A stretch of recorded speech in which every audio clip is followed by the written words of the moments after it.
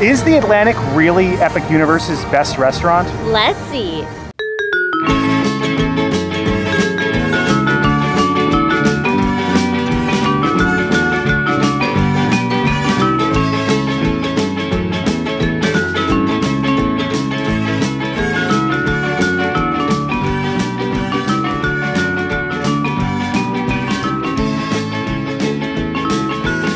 Hi everyone, I'm Jay. And I'm Sam. And you're watching the Theme Park Foodies. We are here at Epic Universe for part 3 of our 4-part series regarding the top 4 or the new 4 restaurants that are opening with Epic Universe. 2 are in park, 2 are outside the park. We've already dined at Flora Taverna as well as Bar Helios, which is at the top of the Helios Grand. And now we're doing our first video on a restaurant inside the park, which is supposed to be the premier restaurant with Epic Universe, the Atlantic. Located in Celestial Park, the Atlantic obviously has like a seafood theme. It sits beautifully right next to Constellation Carousel. You can see it right to the left as you walk into the park. I'm excited for this one, but I feel like Universal's restaurants, in-park restaurants, while good, have never really impressed me much, Sam. Yeah, but it looks really nice though. There's like this beautiful fish in the front. It's like circular and there's like glass all around. There's moving fish in the restaurant. Yeah, they have actually mermaids that kind of adorn the top with some seashells. The glass looks almost stained with like a sea type of element. It kind of reminds me of Coney Island.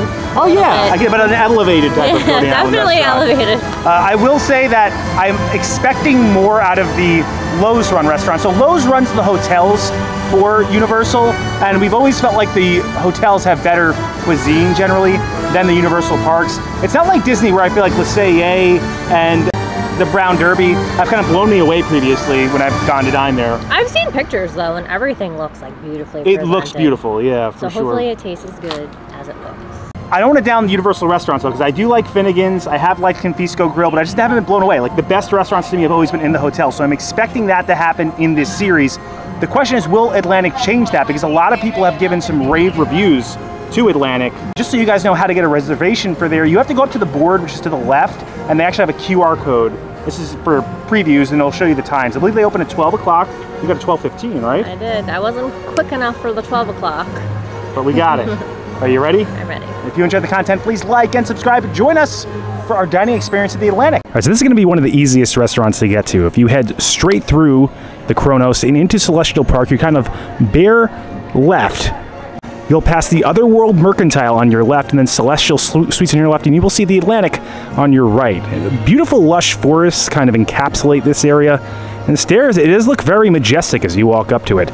There also looks like there's an area that could be used to create another portal here or an expansion pad right in front of it. First, I just want to say this is definitely one of the most beautiful restaurants, in-park restaurants I've ever been in, especially for Universal. As you walk inside, they have the bar Aquaria, which has great detailed theming. You can look out over the edge and straight into Celestial Park, as well as multiple lands. You can see the fishes adorning the ceiling. I don't think it's working quite yet, but they are supposed to move, I believe, as you're in here. You can see some bubbles sitting up there, as well as some seahorses, all different types of fish.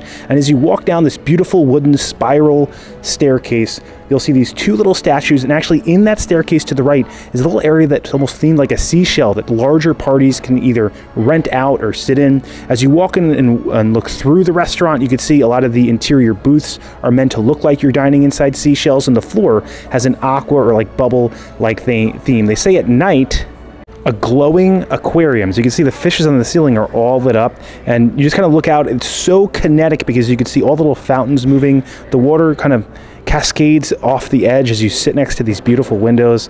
It is a beautiful restaurant. Let's break down the menu for you guys. They have a cold bar. They say the oysters are very good. They also have a shrimp cocktail. For appetizers, obviously this is seafood based, so you have the Prince Edward Island mussels, ahi tuna tartare, baked oysters Valentina. I think I went with the jumbo lump crab cake. That's what I think I'm going to get. Then they have king oyster mushroom ceviche. Now this is vegan. It is not actually an oyster. It's a type of mushroom. And then they have a sweet and spicy shrimp, which I think this is like a bang bang shrimp. For soups and salads, we have a tomato burrata, a hearts of palm Caesar, a sweet corn chowder, and a house seasonal salad. Now I think the circles, these are like what they're known for. We have a bucatini alla andriata, sea bass, grilled Atlantic salmon, Atlantic au poivre burger. I'm not saying that. Au poivre burger.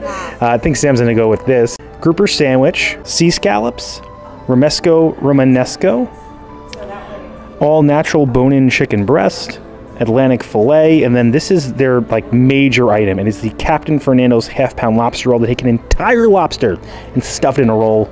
I gotta get that one. These stars are like the captain's choices, and then you can see vegetarian, gluten-free, and like the extra little leaf is vegan. On the back, so we have the drinks, and there's a lot of them. See cocktails to the left. This one is the captain's choice, the Grand Atlantic Martini. Obviously, namesake of the restaurant. I don't want to go through all of these, but they obviously have Atlantic themes. And I believe Sam got the Florida Sand Dollar. Also an Aranciata Mule. And this is non-alcoholic. See all the different wines that they have. If you want a little wine after dessert, they do have a dessert wine. Or dessert wines. You have the reds, the sparklings. If you guys want to see everything, just feel free to pause. Canned beer, and then nightcaps. So Sam's going to start off with her drink. This is the Florida Sand Dollar. Plant Array, OFTD rum, Munions, Pawpaw, PG Reynolds grenadine, white grapefruit juice, coconut water, cream of coconut, vanilla bean, and topped with dried grapefruit. What a pretty looking drink. Yeah, so the grapefruit is the Sand Dollar, I'm assuming. So relaxing in here, right? And there's no one in here. Like, we're so lucky. Like, it's so nice. We went right when the park opened because we figured everyone would be running to the rides. And this actually opened at about 11, so you can get in here a little early. It kind of tastes like a pina colada, but I don't necessarily love the grapefruit and coconut mix. I think the grapefruit is throwing it off a little bit for me. It's tasty, though. I would give it a 7. Okay, so not starting off super strong, but the drink itself is strong.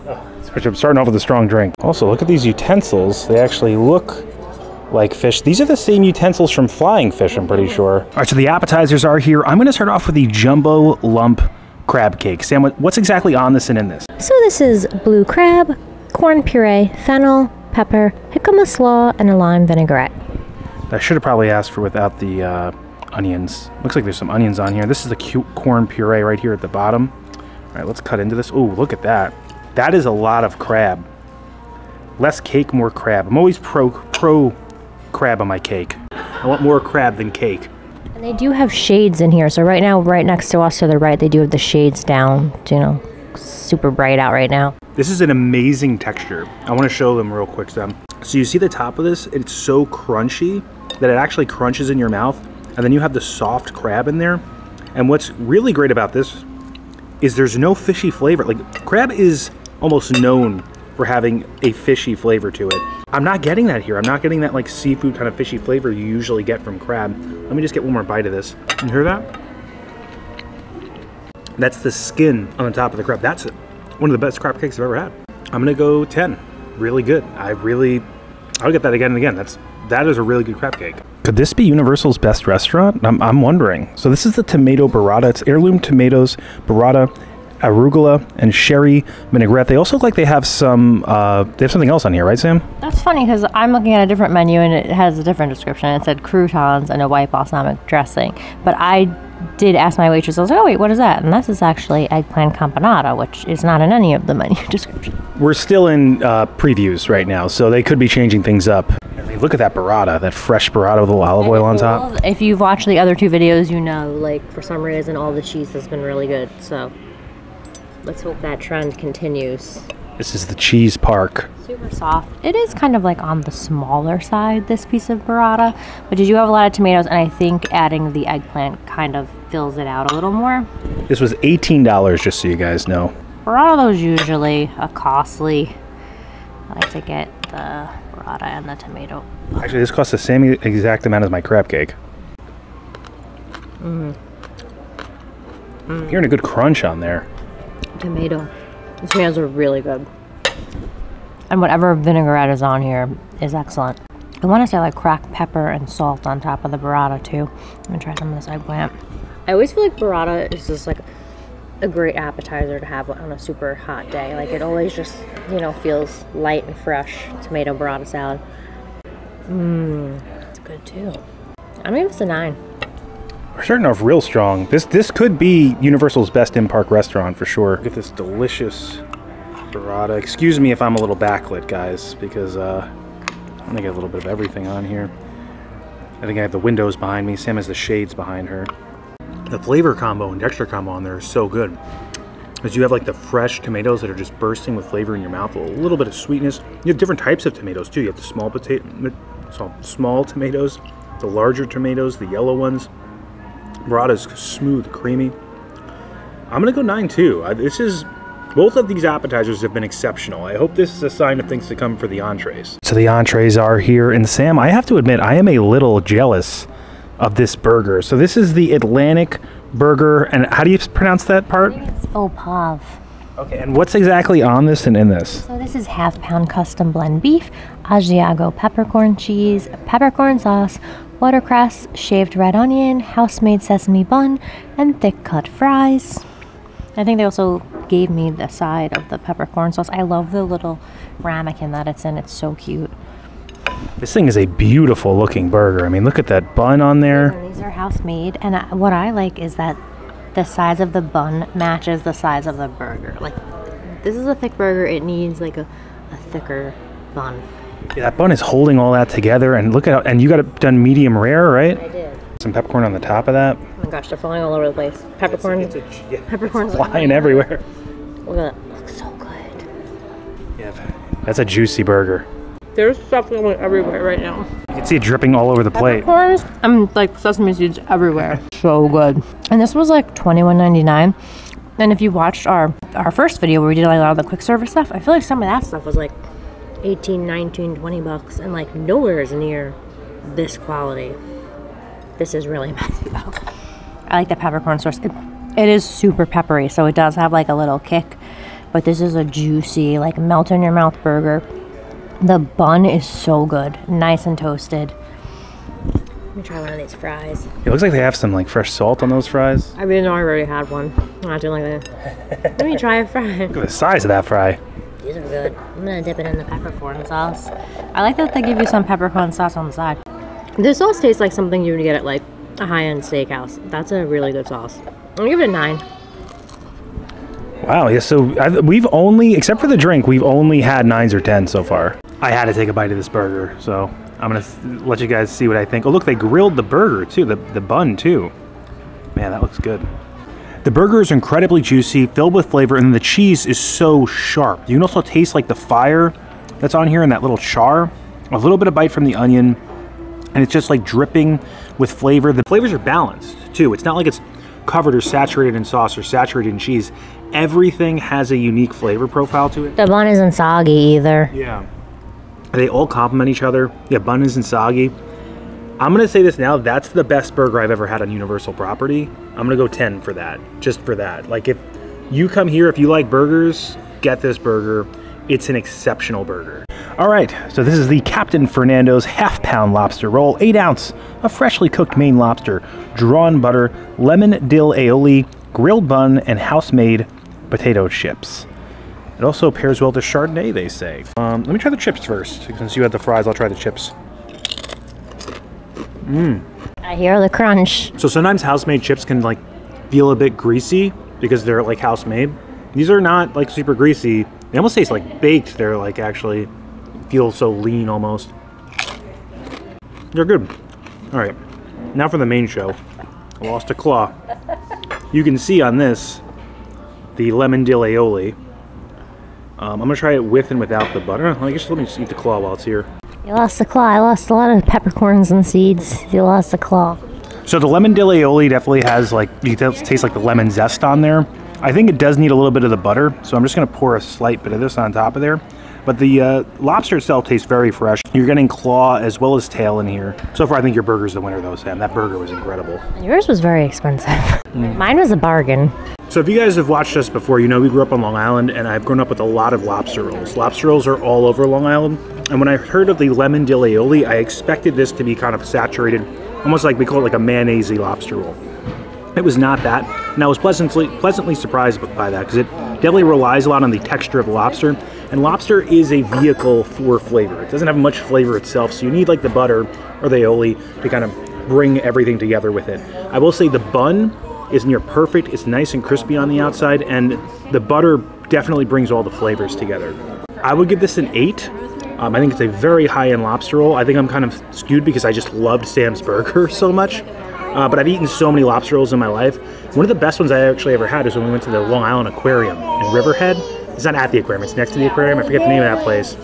But there's a place near there that has an amazing lobster roll. This is very good too. You get both different types of lobster.